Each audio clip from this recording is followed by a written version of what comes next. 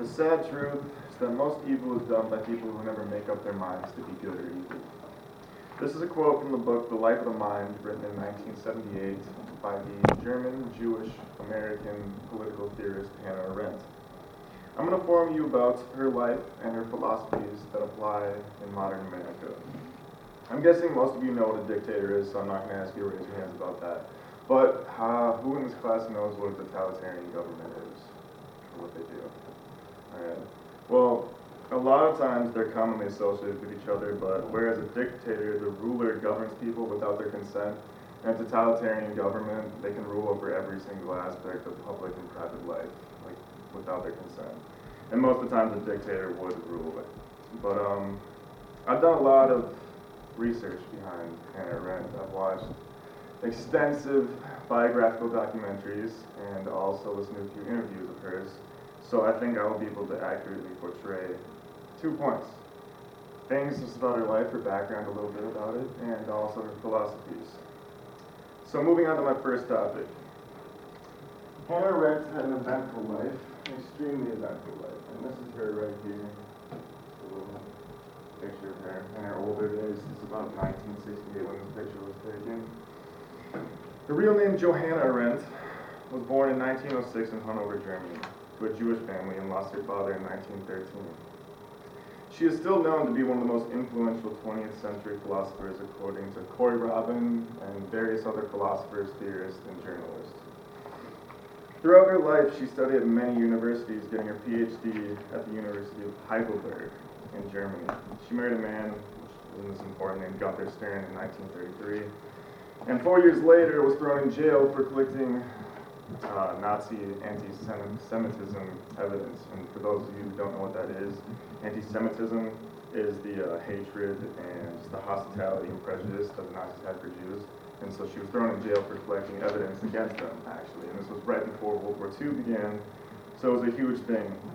And she obviously sensed that the Nazis were going to rise to power, and World War II did eventually break out in 1939. So she moved to Paris, France, where she married her second husband, because the first one divorced a little while. And 4 years later, started working for a Jewish organization group that helped them escape Germany. And she was actually thrown into an internment camp, which was created in Gurs, France. And an internment camp isn't really a concentration camp. It's kind of the same thing, but they held a lot of German Jewish people, not just Jewish people, but they didn't like mass exterminate them in the internment camps. But she later escaped 1 year later and fled with her new husband to America. She wasn't to get a citizenship until 1951, but in that time frame she wrote 18 books. And some of her books consisted of some of them that you might know, The Human Condition, and this goes into philosophies that I'm going to talk about later on in the speech, and also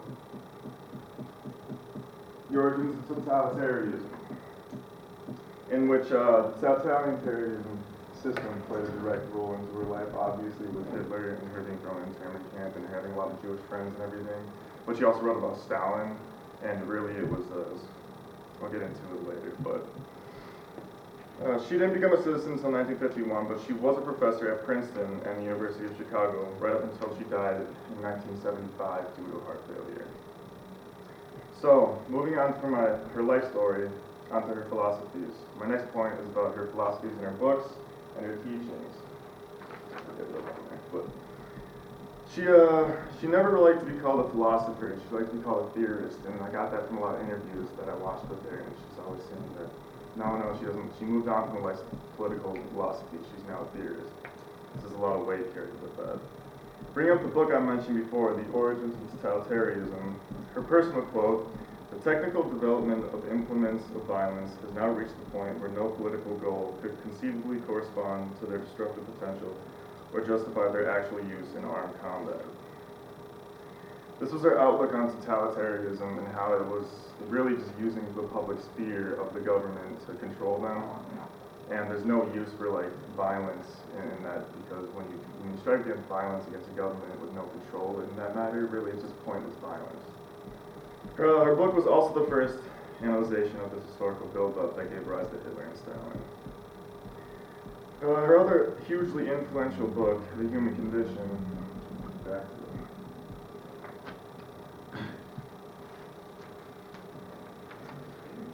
to is more about her thoughts on humans in the developing world not being able to find solutions to like traditional problems like politics and religion.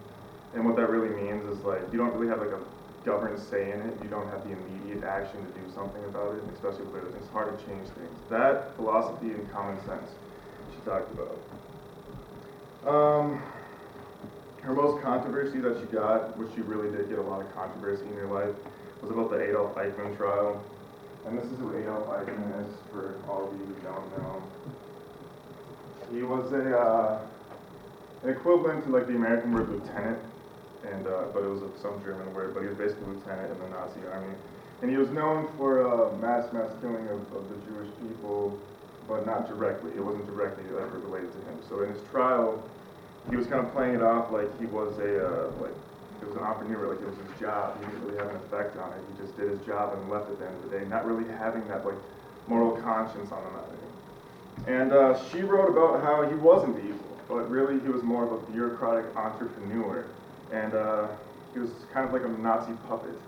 And so he really didn't think he was evil, but a lot of people did, and so there's a lot of controversy regarding her and her thoughts around that time because it was on the New Yorker. So after that, she went on to explore, she got older, the nature of thought itself, and started a 3-volume book, which was going to explore thinking, willing, and judging, like basically just the nature of thought. And she never finished it because she died in 1975, but you can find most of her books in her college in New York, where she worked. In conclusion, I told you all about the history and background behind Hannah Arendt and some of her influential philosophies that still apply today. And I hoped you learned something about this very important woman in history and how really her ideas influenced the 20th century in a huge way. Questions? Yeah. What piqued your interest in her? I was in the library one time. Oh no, actually no. What piqued my interest, I was listening to the AM radio station because my FM broke and I was in Oxford in my car, so I was kind of jamming out. Then some old podcast came on. This guy was just ranting about political theories, and I was like, yeah, I kind of get on board with that. So I just like started doing a bunch of research about it. Any other questions? So she was a philosophy professor at Princeton, you said? Or? Yeah, she worked at Princeton. She just taught philosophy there for a little while, also at the University of Chicago. But she was known as a philosopher for the longest time because she taught philosophy, but at the end she never really liked to be called a philosopher. She's like, no, I'm a theorist. She just kept saying, call me a theorist, not like the title of philosopher. So yeah. Thank you.